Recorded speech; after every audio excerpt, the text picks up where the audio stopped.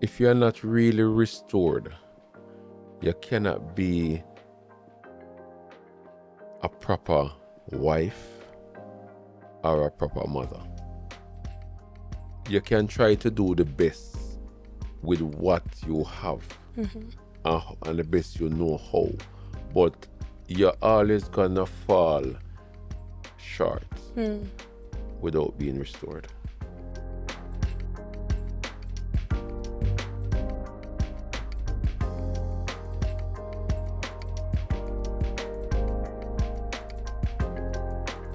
Hi, this is the Destitute Redeemed Restored Podcast. I'm Shanicia Stewart, and thank you for joining us today. With me, I have a very special guest.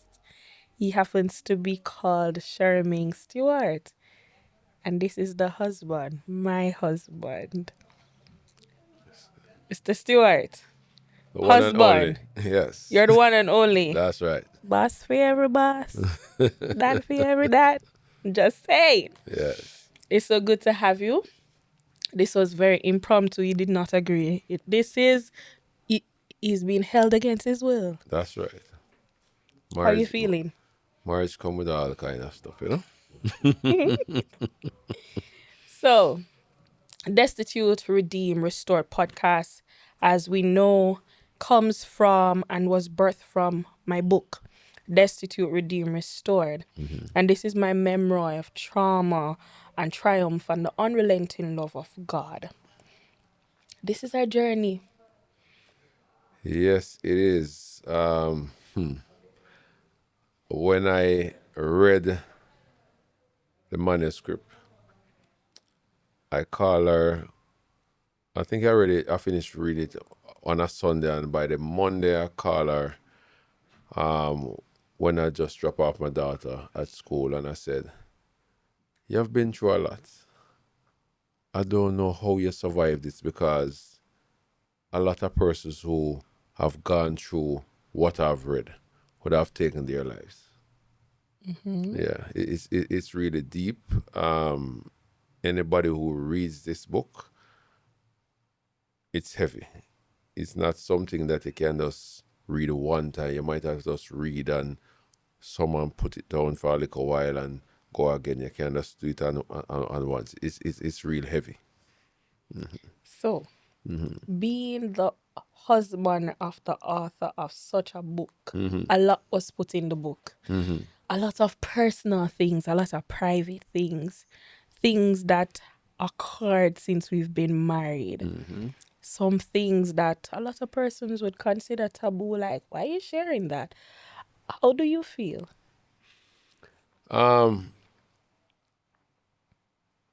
For me, I was the one who really wanted the book out.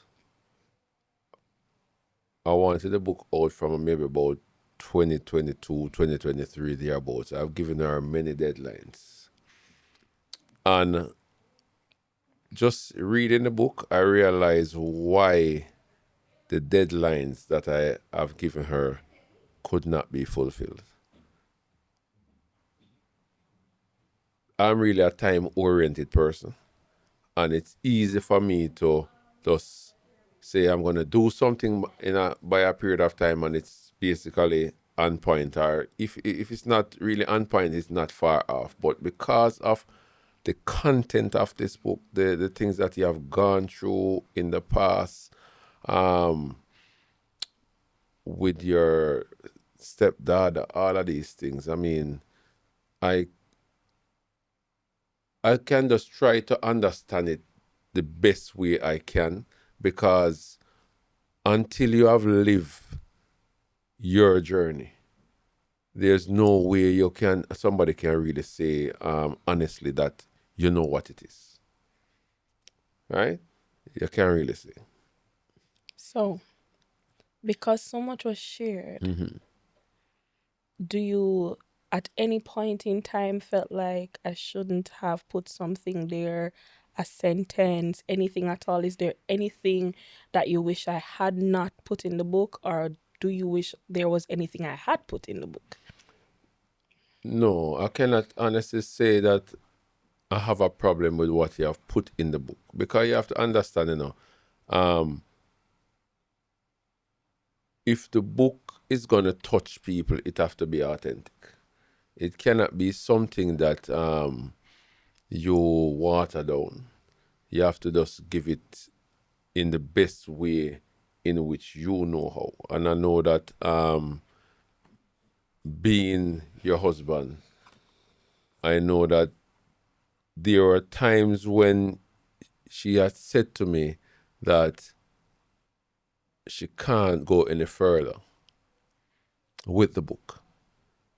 And in reading the book, I understand why. Because it was bringing up memories that from the past that she really thought that she was over or overcome it. And now that you have to just relive memories or relive and events of the past that you thought was really behind you. Yes. So, reliving for me was, it wasn't easy. It was not easy at all. And I had to get past, a lot. So when we got married, I remember we were going on the road, and the way you held me, it felt weird. And I remember saying, which is strange, I said, this is how I've had it in my mind, how God's love would feel. And I said to you, it made me uncomfortable. So you've had to live with me all these years.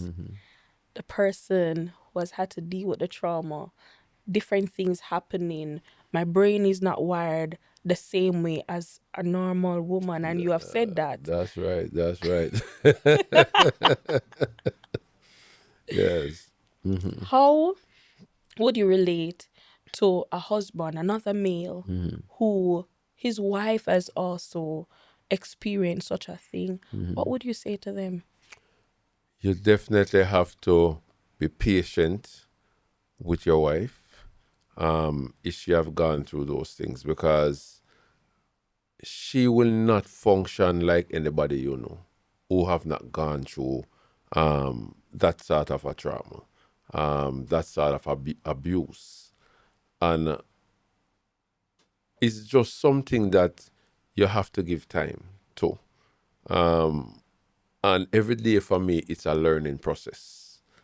How she reacts to something, and you wonder how you get there. So, and sometimes, not even sometimes, I know it's the Holy Spirit that helps me to understand what she's going through.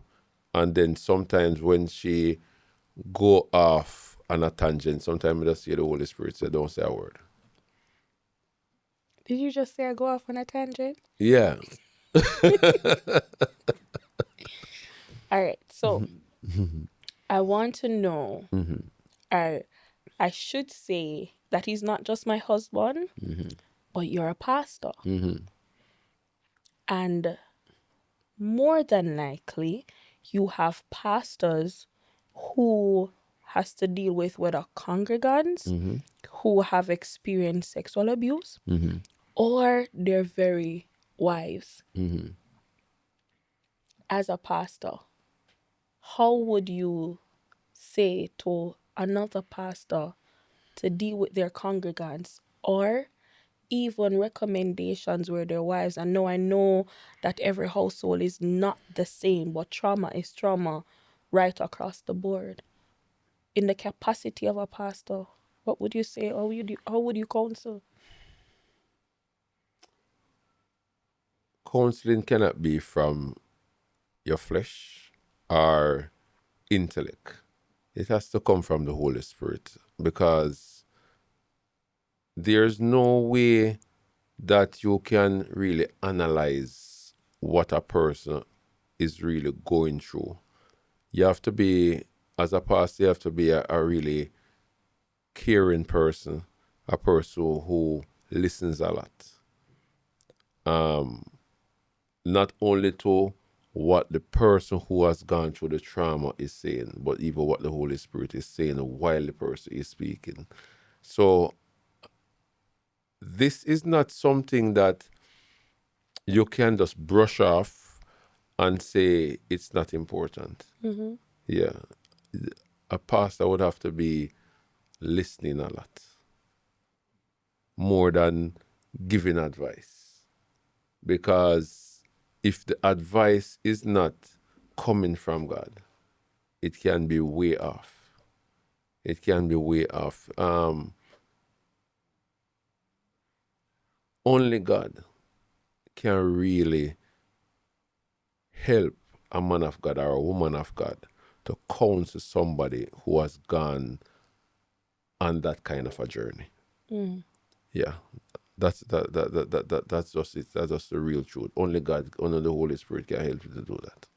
And with that, let's take a break right here, Okay. and we'll come back and pick up right there where you said only the Holy Spirit can help a pastor, whether it be male or female, to counsel anyone that has gone through this. And before we go to the break, we just want to say thank you again to our sponsors, J. Smiley Media for all things media, Podcast House JA, Emerge Multimedia, SSA Electrical Plumbing and Construction Services Limited, and Nails in Venice.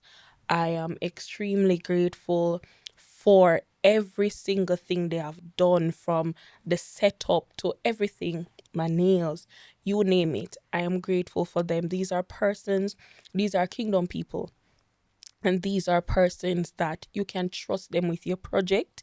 You can trust them with your ideas. So you want to reach out to them. I recommend that you reach out to them. Whatever it is that you have to do, call them. Jace Mary Media, not hard to find. Instagram, you can go on their website.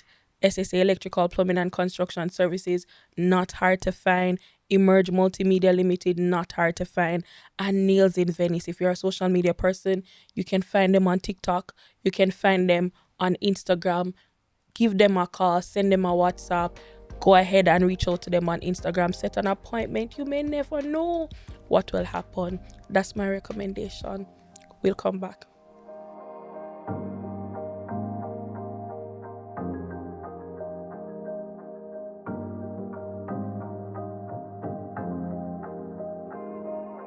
Welcome back to the Destitute Redeemed Restored Podcast. I'm Shanicia Stewart, your host, and we still have with us on the couch Sherming Stewart, my husband. So, babes, before we went to the break, you said if a pastor is counseling, they cannot counsel without the Holy Spirit.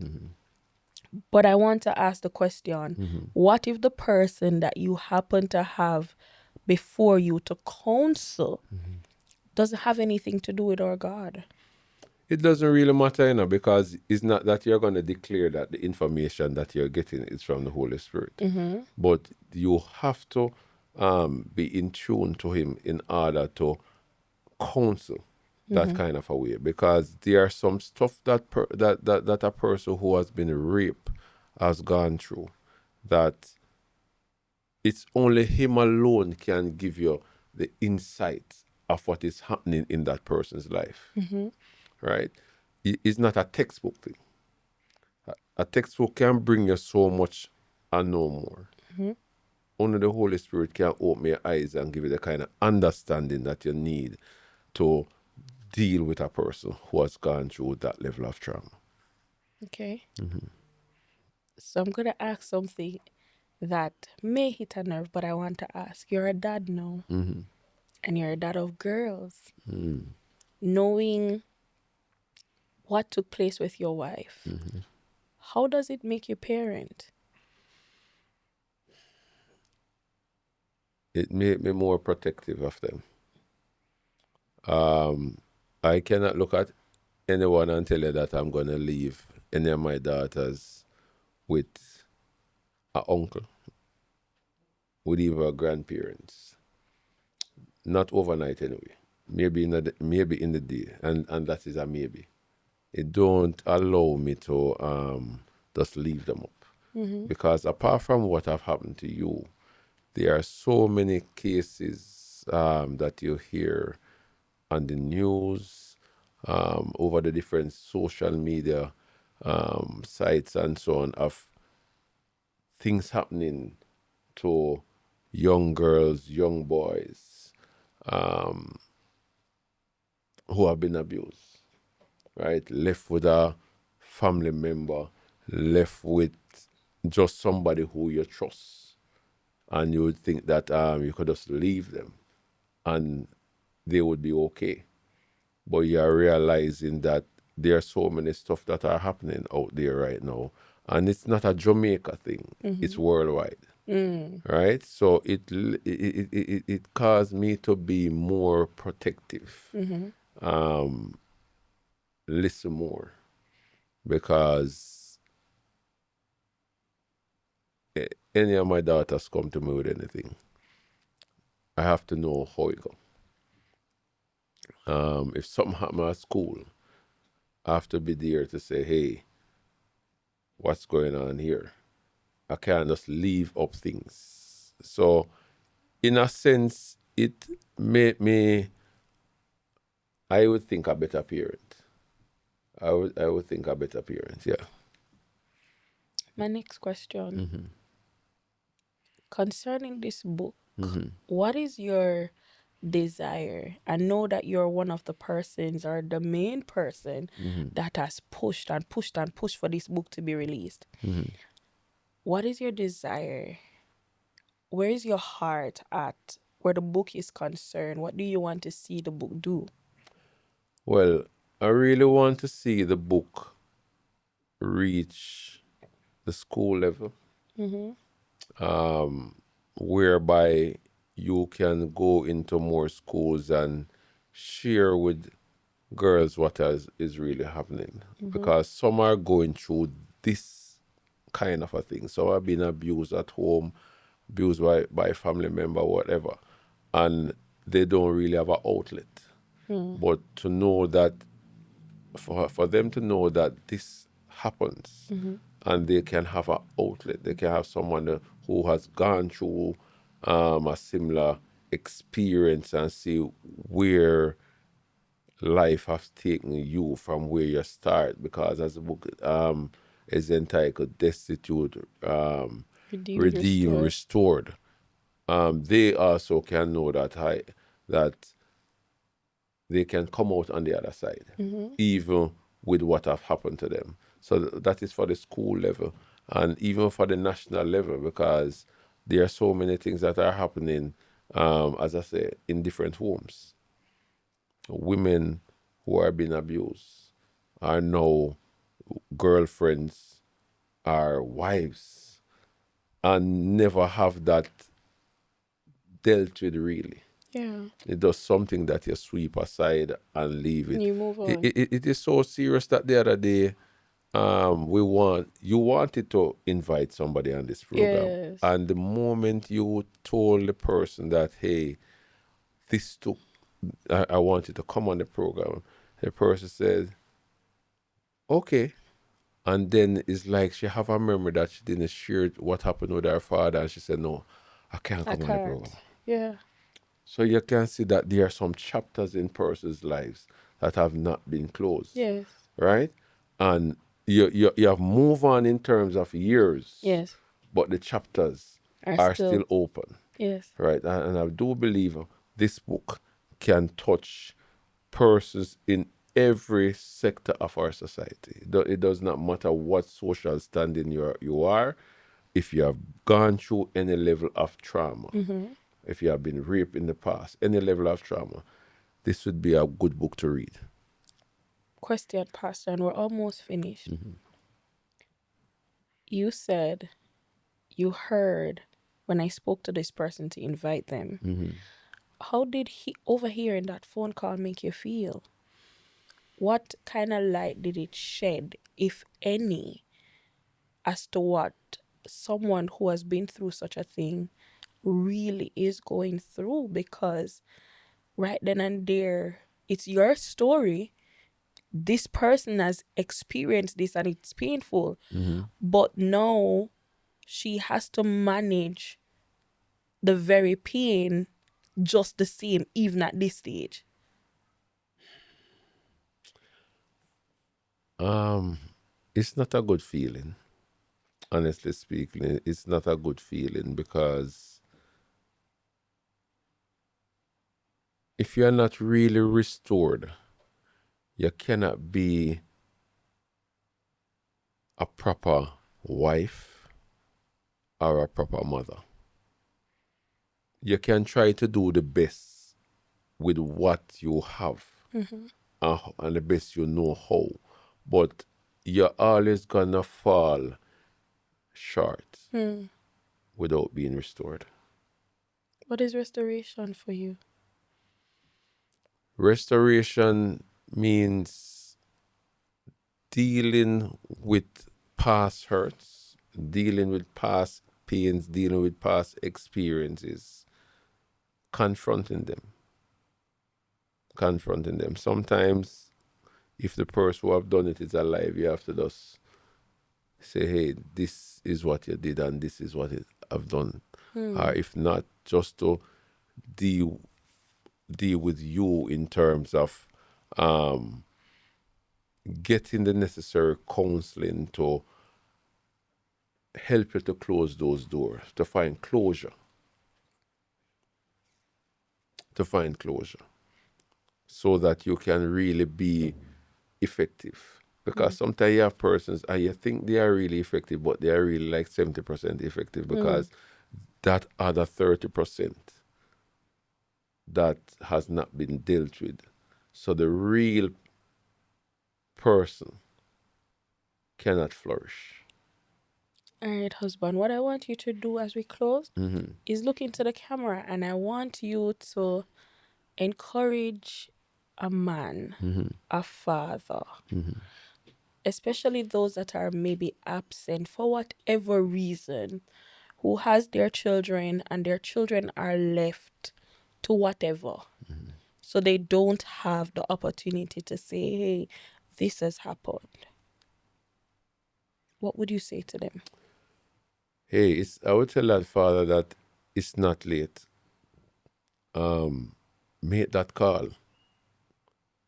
Get in the life of those kids because fathers are supposed to protect, fathers are supposed to point their children in the right direction. A house without a father is an unfinished house. And even if the father is not there physically, because we know that sometimes Things happen. mothers and father cannot live together, but play an integral role in your child's life or your children's lives. Thank you. Yes. Thank you for coming. Thank you for enduring. Hmm. Thank you for being patient. Um, I don't think I'll ever stop saying thank you. Thank you for having me. And so this is where we end this episode for today. Before we go again, we'd like to big up our sponsors, Jace Mary Media. Did I say Jace Mary Media? Jace Mary Media Podcast Hub JA. There is Emerge Multimedia Limited. There's SSA Electrical Plumbing and Construction Services Limited. And there's Nails in Venice. These people are integral in making this happen. And again, I'm recommending, I'm forcing, I'm pushing. Get to them. They will make a difference in your ideas, your plans, whatever it is. They're not limited to podcasts, by the way. You keep in a conference. Do you have a company? You want somebody to come shoot some content? You're planning to build? You're planning to renovate? You want some relaxation time, male or female, get your nails done, looking nice? Perfect people to call. And this is where we say goodbye for this episode. And we look forward for you to come back and see us in the next one.